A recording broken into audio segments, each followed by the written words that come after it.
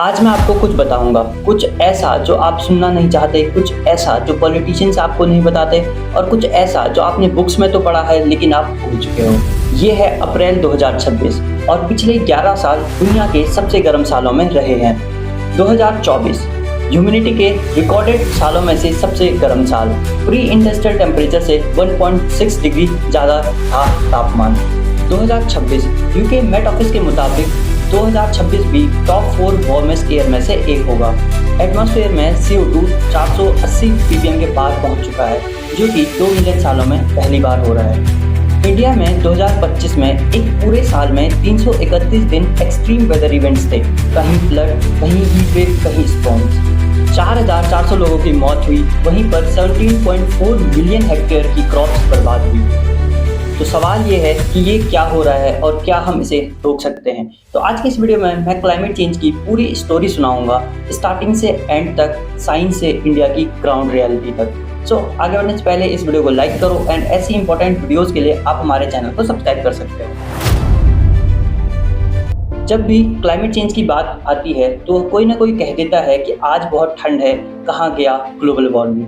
Specially global warming की याद सबको गर्मियों में आती है। ये एक फंडामेंटल मिसअंडरस्टैंडिंग है। क्लाइमेट और वेदर दोनों अलग अलग चीज़ें हैं।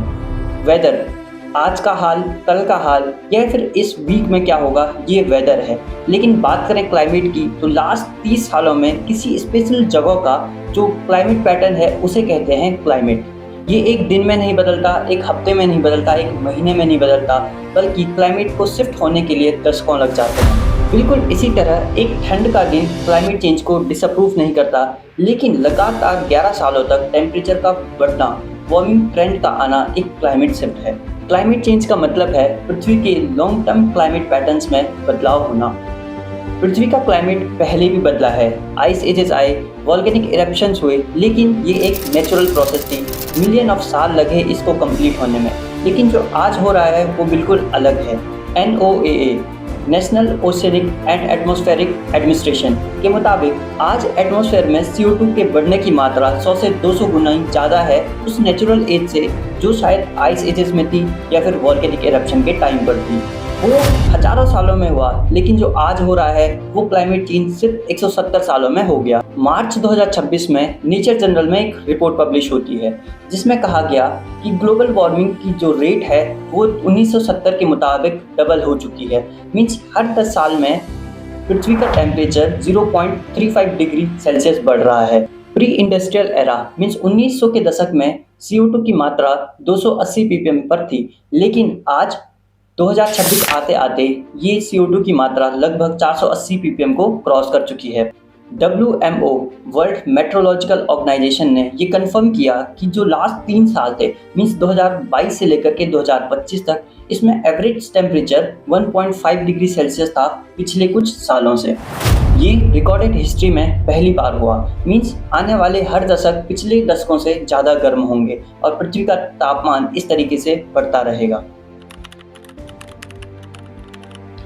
ग्लोबल वार्मिंग का सबसे बड़ा कारण ग्रीन हाउस इफेक्ट है, लेकिन यहाँ पर एक चीज़ जो लोग नहीं समझ पाते हैं, ग्रीन हाउस गैसेस हमारे लिए बुरी हैं, लेकिन इससे पहले आपको ये समझना पड़ेगा कि ग्रीन हाउस गैसेस हमारे लिए ज़रूरी क्यों हैं। सन से लाइट एनर्जी आती है जो कि डायरेक्ट पृथ्वी के सरफेस पे पड़ती है, और जब ये रेडिएशन हो जाता है तो फिर लाइट और जो रेडिएशन होती है वो स्पेस में वापस जाने की कोशिश करती है। लेकिन हमारे एटमॉस्फेयर में कुछ ऐसी ग्रीन हाउस गैसेस हैं जो इस रेडिएशन को सोख लेती हैं या फिर पृथ्वी पर ही रोक करके रखती हैं और पूरी पृथ्वी पर एक ब्लैंकेट के जैसे काम करती हैं। अब सोचो जरा कि अगर एक बार ये ग्रीन हाउस गैसेस का ब्लैंकेट ना हो तो क्या होगा। पृथ्वी का तापमान -18 डिग्री सेल्सियस हो जाएगा और पृथ्वी एक बर्फीला ग्रह बन जाएगा। साथ ही साथ ना आप होंगे, ना मैं हूँगा, ना कोई पेड़ पौधे, ना ही कोई जानवर। तो प्रॉब्लम्स ग्रीन हाउस गैसेस नहीं है, बल्कि इनका एक मात्रा से ज़्यादा होना प्रॉब्लम क्रिएट करता है। क्योंकि जब ये एक लिमिट से ऊपर हो जाते हैं तो ये ज़्यादा हीट ट्रैप करने लगते हैं, और जब ज़्यादा हीट ट्रैप होगी तो ज़्यादा टेम्परेचर बढ़ेगा। Carbon dioxide, methane, nitrous oxide और क्लोरोफ्लोरोकार्बन, जो कि स्पेशली रेफ्रिजरेटर और एसी में पाई जाती है, ये वायुमंडल की सबसे हार्मफुल ग्रीन हाउस गैसेस हैं। बात करें कार्बन डाइऑक्साइड की तो प्री इंडस्ट्रियल एरा मींस 1850 से पहले इसकी मात्रा 220 ppm के आसपास थी, लेकिन 2024 में ये 422 ppm पहुंच चुकी है और 2026 आते आते ये लगभग 432 ppm के आसपास पहुंच जाएगी। साइंटिस्ट ने इसको मेजर करने के लिए एक और कॉन्सेप्ट दिया है जिसे कहते हैं कार्बन बजट, जिसका मतलब है कि 1 डिग्री टेम्परेचर के अंदर रहने के लिए हम वायुमंडल में कितना CO2 और डाल सकते हैं। ग्लोबल कार्बन प्रोजेक्शन के मुताबिक ये केवल 4 सालों के लिए बचा है। CO2 की 170 गीगाटन की मात्रा है जो हम वायुमंडल में अभी डाल सकते हैं, लेकिन अगर हम आज के एमिशन रेट की बात करें तो ये केवल 4 सालों में पूरा हो जाएगा। IEA इंटरनेशनल एनर्जी एजेंसी के मुताबिक 2100 तक पृथ्वी का तापमान 2.5 डिग्री सेल्सियस बढ़ जाएगा। अब सोचो जरा, जब हमें 1 डिग्री सेल्सियस ऊपर नीचे होता है तो हमें बुखार आ जाता है, उसी हिसाब से पृथ्वी का टेम्परेचर जब 2.5 डिग्री बढ़ जाएगा तो पृथ्वी को भी बुखार आ जाएगा और इस तरीके से पूरी की पूरी पृथ्वी गर्म होती जा रही है। दुनिया की सबसे बड़ी प्रॉब्लम आज फॉसिल फ्यूल्स हैं, natural gas, oil and crude oil. दुनिया के 3 बड़े देश लगभग 50% कार्बन एमिशन करते हैं। चाइना 30%, USA 14% और इंडिया 7%। लेकिन यहाँ एक समझने वाली बात है जो आप डेटा से क्लियर नहीं देख सकते हो। अगर हम बात करें इंडिया की तो इंडिया का जो एमिशन है वो नंबर्स के मामले में ज़्यादा है, लेकिन जब आप बात करते हो पर कैपिटा या फिर पर पर्सन एमिशन की तो वो अभी भी बहुत नीचे है। अगर आप बात करो एक अमेरिकन सिटीजन और एक इंडियन सिटीजन की तो एक अमेरिकन सिटीजन अभी भी बहुत ज़्यादा एमिट करता है as compare to Indian citizen के। ये एक नया इथिकल और पॉलिटिकल डायमेंशन है जो ग्लोबल क्लाइमेट टॉक्स में बहुत इंपॉर्टेंट है। 2025 में पहली बार रिन्यूएबल एनर्जी सोर्सेस ने ट्रेडिशनल एनर्जी सोर्सेज को ओवरटेक किया, लेकिन आप देखोगे तो एनर्जी की डिमांड अभी भी बढ़ती जा रही है, इसलिए जो रिन्यूएबल एनर्जी सोर्सेज हैं वो अभी भी पूरी डिमांड को फुलफिल नहीं कर पा रहे। इंसान लकड़ियों और ईंधन के लिए जंगल के जंगल साफ कर रहा है। जंगल कार्बन एब्जॉर्ब करते हैं और हम उन्हें ही काट रहे हैं। सीधा और सिंपल इक्वेशन है। इंडिया में 2001 से 2018 तक 1.67 मिलियन हेक्टेयर में पेड़ों को काटा गया। वहीं बात करें अमेज़न की, जिन्हें विश्व का लंग्स कहा जाता है, वहाँ पर भी डिफॉरेस्टेशन होते रहता है। डिफॉरेस्टेशन और पेड़ों के काटने के साथ 2 बड़ी दिक्कतें सामने आती हैं। पहला, CO2 एब्जॉर्ब करने वाले प्लांट्स खत्म होते हैं और दूसरा, जो जंगलों में स्टोर्ड कार्बन रहती है वो CO2 के रूप में बाहर निकल जाती है। ग्लोबल फूड सिस्टम यानी खाने का खेत से लेकर के प्लेट तक पहुंचने में लगभग टोटल एमिशन का 25 से 30% एमिट करता है। ये नंबर और डेटा थोड़ा अनकंफर्टेबल है, लेकिन यही रियलिटी है, क्योंकि फूड एक बेसिक नीड है और अभी भी बहुत सारे देशों के लोग भूखमरी के शिकार हैं जिन्हें प्रॉपर खाना नहीं मिलता। वहीं बात करें USA की तो ट्रंप एडमिनिस्ट्रेशन ने 2025-26 में सिस्टमैटिक क्लाइमेट पॉलिसी को अंडो किया। IPCC means inter governmental panel on climate change से विड्रॉ किया है। अब वो उसका पार्ट नहीं है, जो कि दुनिया की मोस्ट अथॉरिटेटिव बॉडी है क्लाइमेट चेंज को लेकर के। साथ ही साथ US ने 2025-26 में अपना एमिशन का डाउन ट्रेंड ब्रेक कर दिया है। दैट मीन्स आने वाले टाइम में US में और एमिशन बढ़ेंगे और यहीं पर एक मिसकंसेप्शन छुपा हुआ है। आज हम बोलते हैं कि एवरेज टेम्परेचर 1 डिग्री सेल्सियस ही बढ़ेगा, लेकिन जब आप रियलिटी में देखते हो तो वो 1 डिग्री नहीं बल्कि एक्सट्रीम बढ़ता है और जो एवरेज होता है वो डेटा को मिस रिप्रेजेंट करता है। क्या हो रहा है ये, इसको ले लो, क्या होगा ये सोचो। और यही जो पीक है, जब ये ह्यूमिडिटी के साथ बढ़ता है तो जो फेल्ट टेम्परेचर होता है वो 15 डिग्री ज्यादा हो जाता है। बात समझ आ रही है? और ये सिर्फ ऐसा नहीं कि गर्मी ज्यादा बढ़ गई है, ठंड भी ज्यादा बढ़ जाएगी। एक्सट्रीम वेदर इवेंट्स बढ़ेंगे, दोनों ओर की एक्सट्रीम बढ़ेगी। इरेटिक विम्सिकल वेदर, पता ही नहीं चलेगा कि ये क्या हो गया।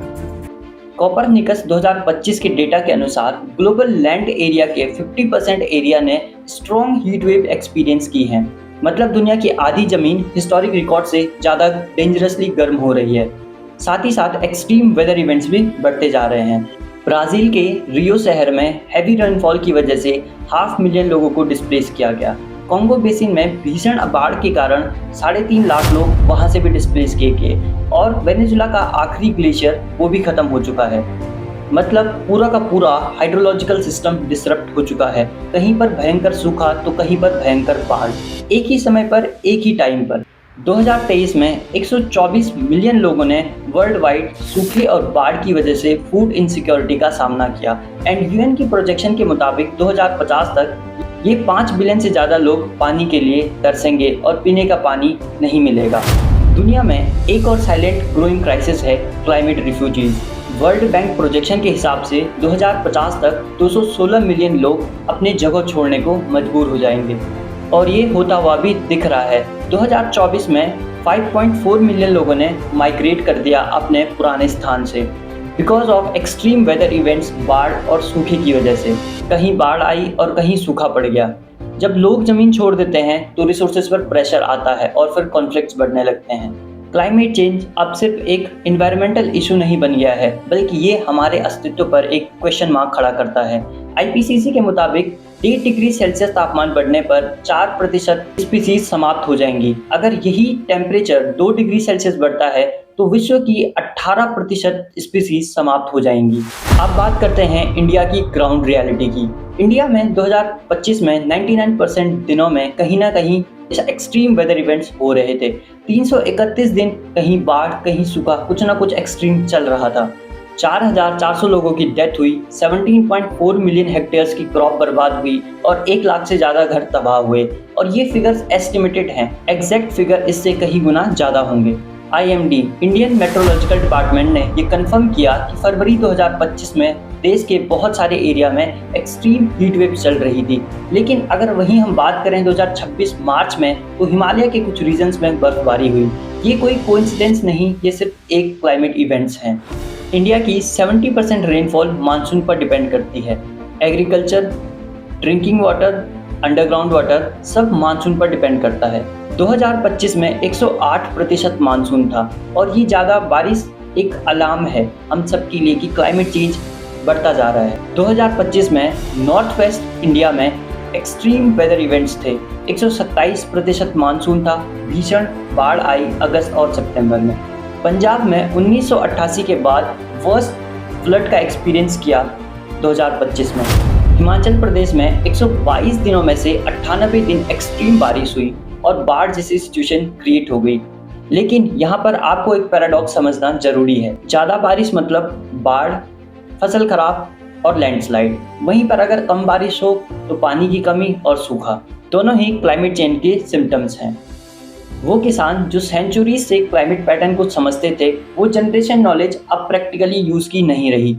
क्लाइमेट एक्सपर्ट का मानना है कि 2026 भी एक बहुत ज़्यादा गर्म साल होगा। मीन्स गर्मी बढ़ेगी और हिमालयन ग्लेशियर्स पिघलेंगे। हिमालय को थर्ड पोल कहा जाता है। आर्कटिक और अंटार्कटिका के बाद सबसे ज़्यादा आइस रिजर्व हमारे हिमालय में है।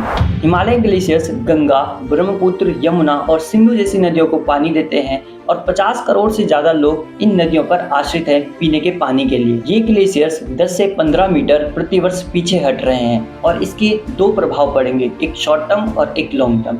शॉर्ट टर्म में ज़्यादा बर्फ पिघलेगी और ज़्यादा बाढ़ आएगी। अगर हम लॉन्ग टर्म की बात करें तो लॉन्ग टर्म की इसके 2 ही सिचुएशन होंगे, एक तो पानी की कमी, दूसरा सूखा।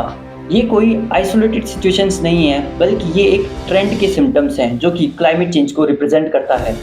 मैं आज बहुत कुछ बात कर सकता था, बहुत कुछ बता सकता था, बहुत डेटा दे सकता था, बहुत साइंस समझा सकता था, लेकिन इसका कोई मीनिंग नहीं है अगर आप इसको डिटेल में और एक अंडरस्टैंडिंग के साथ ना समझें। क्लाइमेट चेंज फ्यूचर की प्रॉब्लम नहीं है, ये करंट चल रही प्रॉब्लम्स है और इसका सोल्यूशन भी हमें करंट टाइम में ही निकालना होगा। तो कैसी लगी आपको वीडियो कमेंट बॉक्स में लिखो। एंड अगर आपको वीडियो हेल्पफुल लगी होगी तो इस वीडियो को लाइक करना एंड डेफिनेटली वीडियो को शेयर करना। साथ ही साथ ऐसी ही रिसर्च और डेटा बैक वीडियोज़ के लिए आप हमारे चैनल को सब्सक्राइब कर सकते हैं। तो मिलते हैं नेक्स्ट वीडियो में।